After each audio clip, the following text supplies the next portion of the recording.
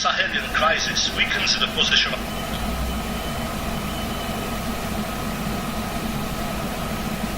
Algiers assertive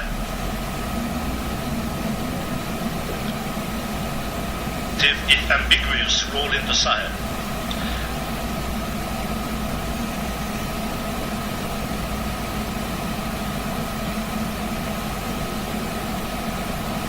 The abduction of attentions of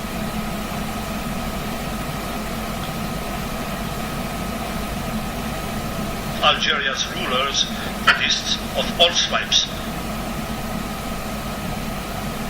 and widely infiltrated by various, on a background of abject poverty and marginalization of the Tuareg population, is coveted for its still untapped mineral and hydrocarbon potential. The creation of the Military Command for Africa, AFRICOM, in 200 Sahel initiative ESI, launched in 2004, the network linking France to Africa, Trans-African networks with their economic interests determine the direction of very vulnerable post-colonial states. More than the Libyan convulsions could have a direct impact on southern Algeria, where the temptation of autonomy, still embryonic, is fueled by the frustration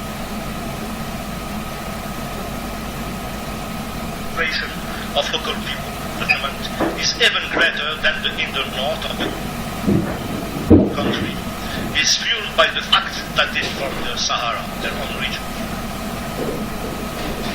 The structural instability of Algeria, the country's inept governance and excessive corruption of its leaders are the levers that Westerners, especially Americans, use to pressure the Algerian regime and bring it to modernize its management of the country.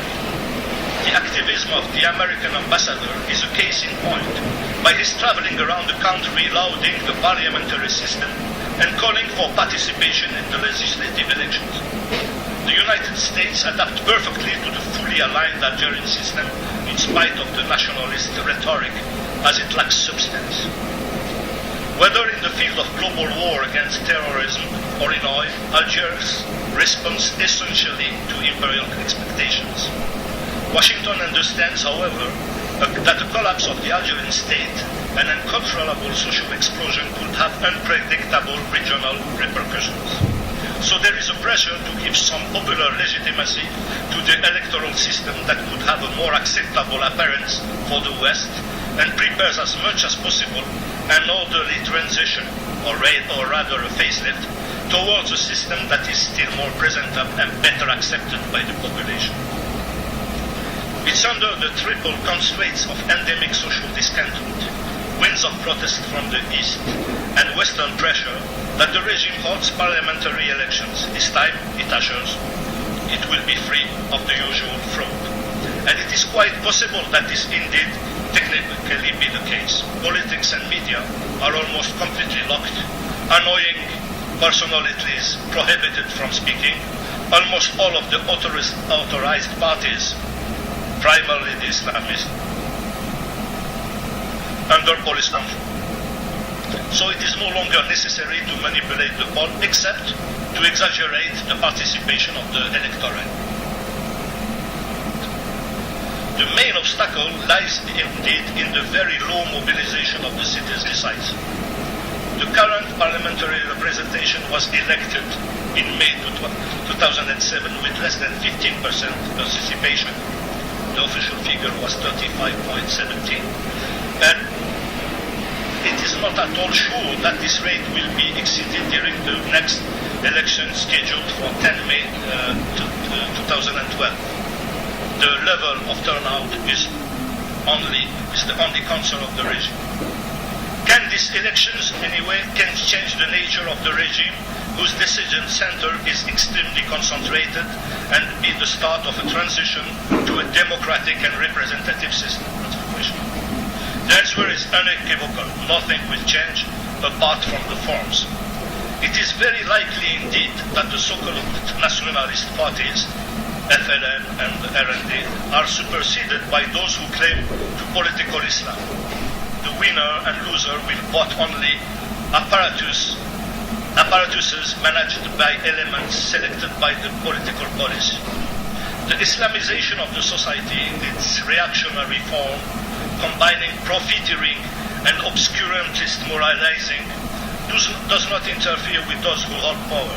It shows, once again, that the Algerian crisis cannot be summed up as an ideological confrontation between secular modernists and Islamic fanatics.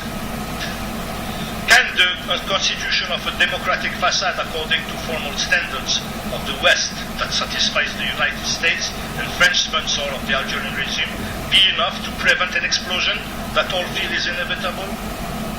In this hypothesis, does the army, whose elite and mechanized troops are first and foremost designed to maintain domestic order, keep its cohesion under the direction of the political police who supervise it and manage its promotions? No one. The Algerian people will celebrate the 5th of July, the 50th anniversary of the hard-won independence. The official Algeria will commemorate in the utmost discretion this highly symbolic anniversary. It is true that the result of half of a century of almost uninterrupted dictatorship are terrible.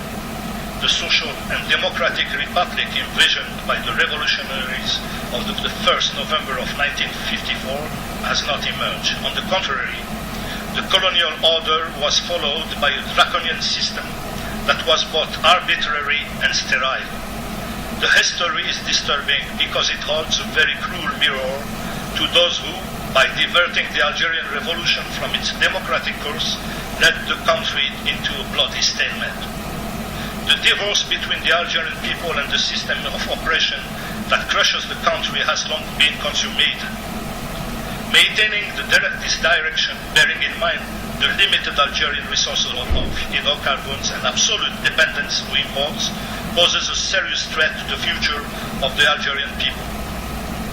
Algeria, exhausted by blood and violence, is a country where historic cycles are long, but the era of dictatorships inevitably draws to a close. The Algerian spring, long overdue, will eventually come. Tashiko. Thank you. Thank you so much. İngilizceye geçtim ama Türkçe devam edeyim. Birazcık karamsar. Well, that was a bit pessimistic presentation still going on, and I would like to give the floor to Şükrü Wet. He is a young academician. He has also important research projects.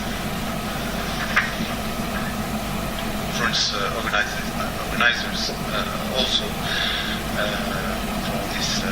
for my invitation to this conference. Yes, the case of Tunisia is interesting for two main reasons, and the revolution is it's an ongoing process till now. Despite Tunisia is an unknown country, and it's not so noisy. People don't know a lot about this small country, which population is about 10 million, so less than the city of Istanbul. But it's also a great country because it's the country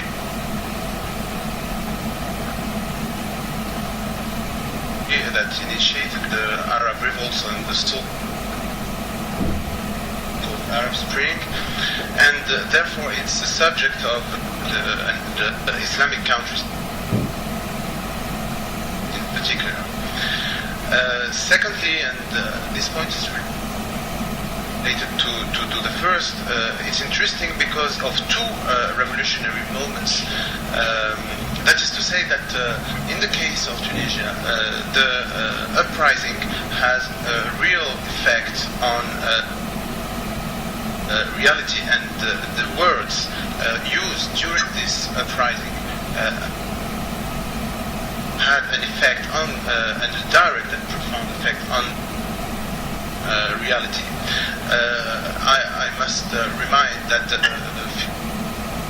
fieldwork research since February, last February 2011 in Tunisia about the social movements and the revolutionary process. I must remind that the end of what I call the first revolutionary situation, which began in December 17th in Sidi Bouzid and ended on the 14th of January 2011,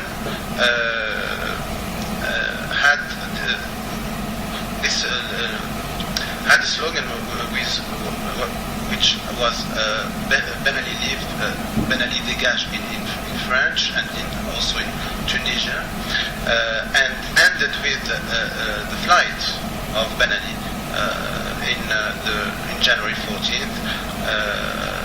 And the second revolutionary situation, which began after this flight, was characterized by other uprisings and other demonstrations,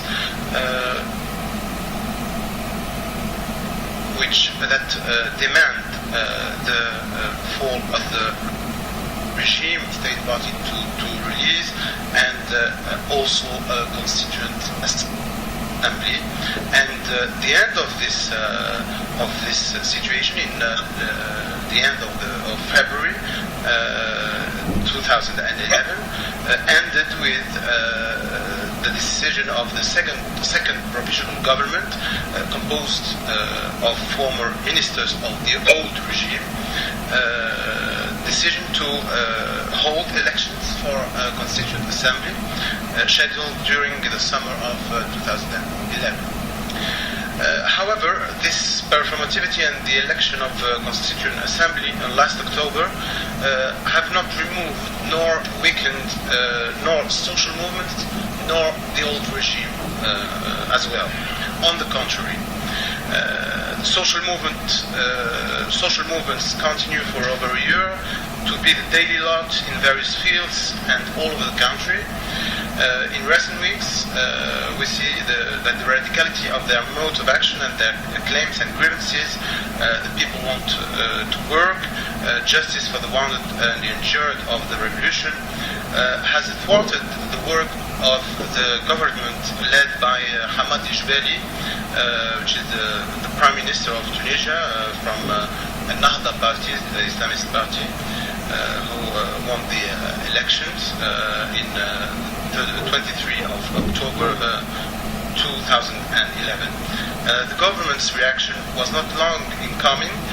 The demonstrations in April the 7th in Tunis to demand jobs for unemployed graduates, and those, especially those of April 9th to celebrate the Day of Martyrs, were harshly repressed, which has generated their condemnation by many political and human rights organizations.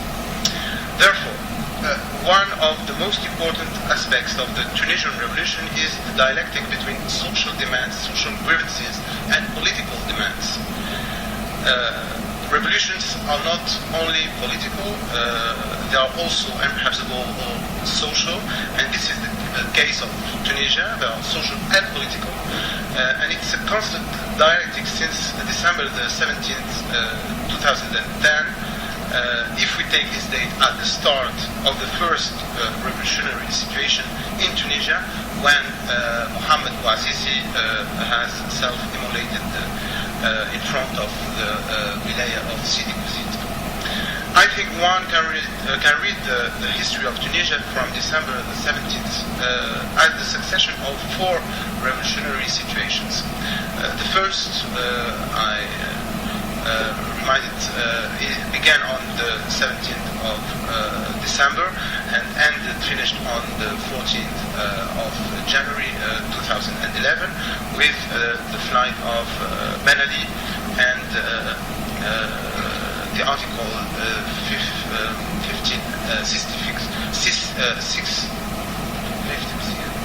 56 of the Constitution, when the Prime Minister took over as the President of the Republic, temporarily prevented.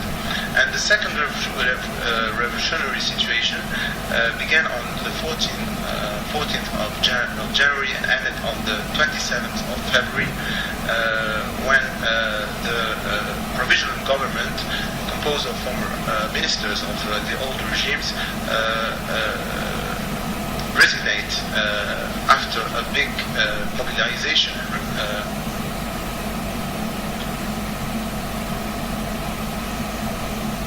and protest in the place of the government. Provisional government of Beji Qaid al-Sifsi, which is and